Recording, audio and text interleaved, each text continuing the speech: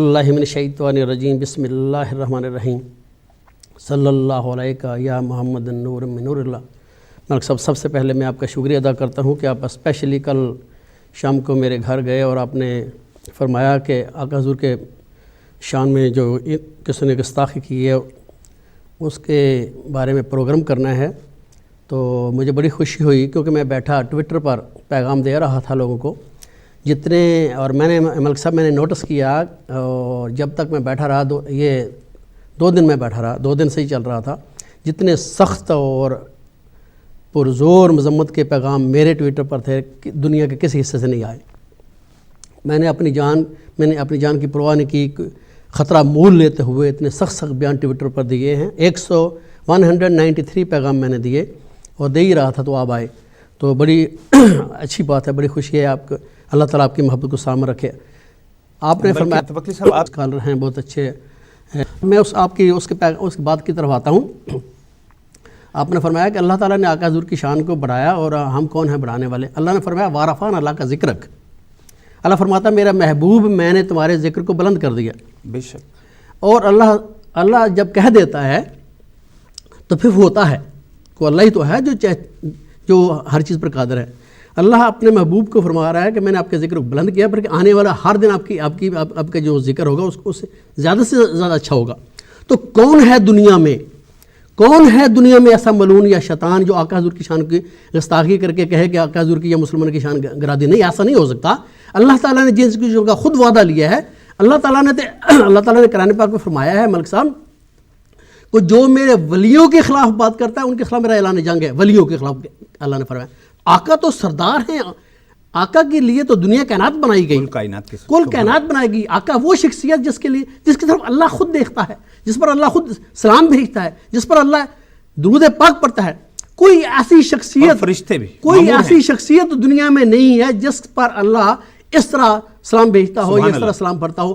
ایک ایسا محبوب اللہ نے آقا نے اپنے محبوب ہے جس کا نام حضرت محمد صلی اللہ علیہ وسلم ہے، جس پر آقا جس کی طرف اللہ دیکھتا ہے، رکھتا ہے اور آپ پر سلام پڑھتا رہتا ہے، اور آپ کے فرشتے بھی اللہ کے فرشتے پر اپنے ایسی بڑی شخصیت پر کی شان کو کون کمزور کر سکتا ہے یا کون کم کر سکتا ہے؟ اگر ابھی میں بات آتا ہوں مسلمانوں کی حکومتوں کی طرف، چاہیے تو یہ تھا کہ پورے اسلامی ممالک جو ہے کھڑے ہو جاتے اور اس وقت تک نہ بیٹھتے جب تک اقوام متحدہ میں یہ قانون پاس نہ کر لیا جاتا کہ آج کے بعد کسی بھی نبی کے خلاف، کسی کے رسول کے خلاف کی شان میں کوئی گستاخی کرے گا تو اس کو سزائے موت دی جائے گی۔ جب تک یہ قانون نہ بن جاتا کوئی سب مسلم ممالک یا بلکہ پورے مذہب کے لوگ کھڑے ہو جاتے کہ کسی بھی نبی کے خلاف اگر کوئی ایسی کوئی بات کی جائے گی تو ہم اس وقت تک نہیں بیٹھیں گے جب تک یہ قانون بنا دیا جائے۔ یہ ہونا چاہیے تھا، مگر بے حسی کا یہ حال میں مجھے بے حد افسوس ہوا کہ کسی نے بھی ایسا عمل نہیں کیا۔ اگر ایسا کیا ہوتا تو آئندہ کسی کو جسارت نہ ہوتی ملک صاحب ایسا کرنے کے لیے، یہ ہونا چاہیے تھا۔ اچھا، دنیا میں ایسے قانون موجود ہیں کہ جب آپ کسی کی دل آزاری کرتے ہیں، کسی شخصیت کے خلاف بات کرتے ہیں، میں مثال دینا چاہوں گا، بہت سی مثالیں ہیں ایسی کہ ان کے خلاف اقدامات کیے جاتے ہیں، قانون حرکت میں آ جاتا ہے۔ جس طرح ہم برطانیہ میں رہتے ہیں، ملکہ عالیہ کی تعظیم کرنا، ان کی عزت کرنا ہمارے فرض اولین ہے، کل کی قانون بات کا ہے، حصہ ہے۔ کل کی بات ہے یہ جو یہاں مانچسٹر میں جو اپنے پولیس آفیسر کو انہوں نے گولی مار دیا، تو یہ ان کو بھی ہم کنڈم کرتے ہیں۔ کسی نے انٹرنیٹ پر کوئی ایسا فقرہ لکھا ہے جس کے بارے میں پولیس نے تلاش کر اس کو گرفتار کر لیا ہے کہ وہ کسی غلط کوئی فکرہ تھا۔ اگر کسی کے بندے کے خلاف یا کسی گورنمنٹ کے خلاف کوئی فکرہ لکھا گیا تو اس کو ارسٹ کر لیا گیا۔ تو یہ تو آقا حضور ہیں جو نبیوں کے سردار ہیں، جو اللہ کے محبوب ہیں، اس کے بارے میں یہ کسی نے گستاخی کیا تو اس کو گرفتار کیا گیا۔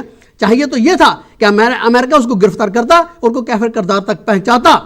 امریکہ نے یہ کہا، ایک اور بات ملک صاحب آپ کو بتاؤں، امریکہ نے یہ کہا کہ ہمارا ہاتھ نہیں ہے، ہمارا اس میں کوئی ہاتھ نہیں ہے۔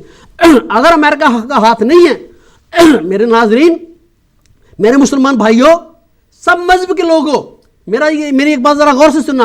امریکہ نے یہ کہا ہے کہ ہمارا اس میں ہاتھ نہیں ہے۔ اگر امریکہ کے اس میں ہاتھ نہیں ہے تو آج ڈرون جو حملہ کیا ہے پاکستان میں وہ کیوں کیا ہے؟ اگر امریکہ کو یہ اتنی محبت تھی ہمارے ساتھ تو پھر آج ڈرون حملہ نہ کرتا۔ یہ تو ایک اور شرارت کر دی۔ امریکہ نے ہمیں یہ پیغام دیا ہے، مسلمانوں تم کسی کام کے نہیں، تم ہمارے خلاف کچھ نہیں کر سکتے. دیکھو ادھر ہم تمہارے محبوب کے تمہارے آقا کے خلاف ہم نے سب کچھ کیا اور صرف ایک بات کہہ دی کہ ہم نے کچھ نہیں کیا اور تم ٹھنڈے ہو گئے, اور آج انہوں نے ڈرون حملہ بھی کر کے آپ کو ثابت کر دیا کہ ہم آپ کو نہیں چھوڑنے والے.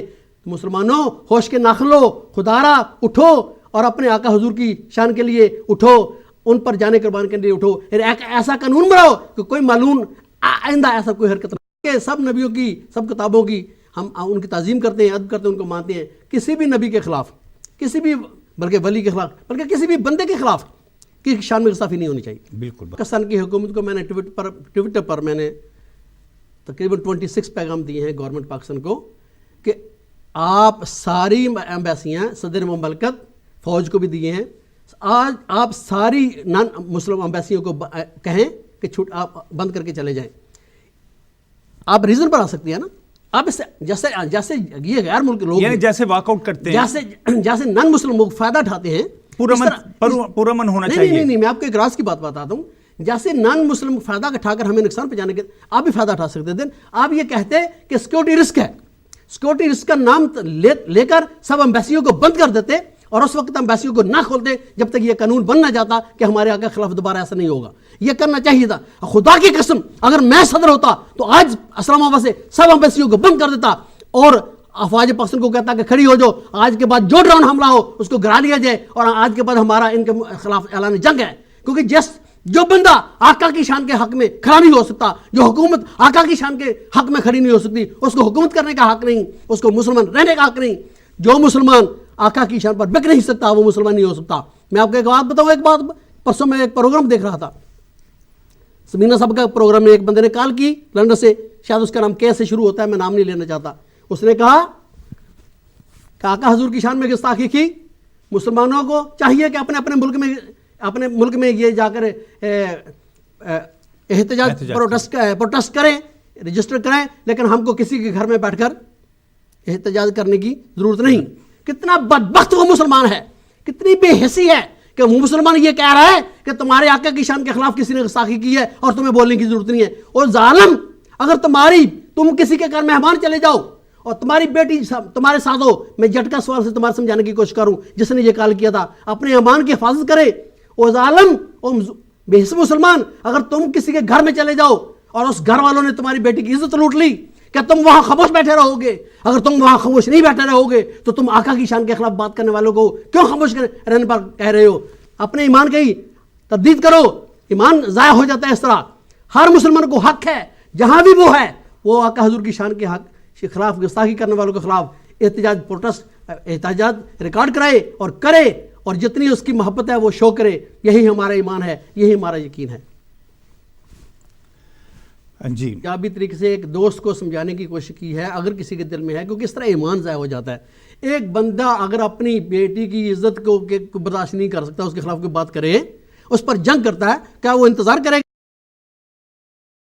جی, کہ پیغام میں نے یہ دیا کہ یہ اس وقت جس طرح یہ شرارت کر کے فائدہ اٹھاتے ہیں, ہمیں بھی ایک اللہ نے موقع دیا تھا ہمارے آقا پر جان کر ہمیں تو مر جانا چاہیے تھا. آج ہم یہ موقع دیکھتے ہی نہ کہ ہم اس وقت تک نہ بیٹھتے جب تک یہ قانون نہ بن جاتا کہ ہمارے آقا کے خلاف یا کسی نبی کے خلاف کوئی بات نہ کرے گا. یہ ہم مسلمانوں سب کو چاہیے تھا, بلکہ پورے مذہب کے لوگوں کو چاہیے تھا کہ کھڑے ہو جاتے, اور جب تک یہ ایسا قانون نہ بن جاتا کہ کسی نبی کے خلاف کوئی بات نہیں ہوگی, ہم نہ بیٹھتے. کاش ایسا ہوتا. دوست ہے, ان کا بھی اپنا ایک نقطہ نظر ہے. پوری دنیا کی حکومتوں کو اکٹھا ہو جانے چاہیے تھا, اور اس وقت تک یہ احتجاج جاری رہتا جب تک یہ قانون نہ بن جاتا کہ آقا حضور کی شان کے خلاف آئندہ کوئی بات نہیں ہوگی. یہ میں نے غلام, ہم نے تو اسلام کے گلشن کی تحفظ کی قسم کھائی ہے.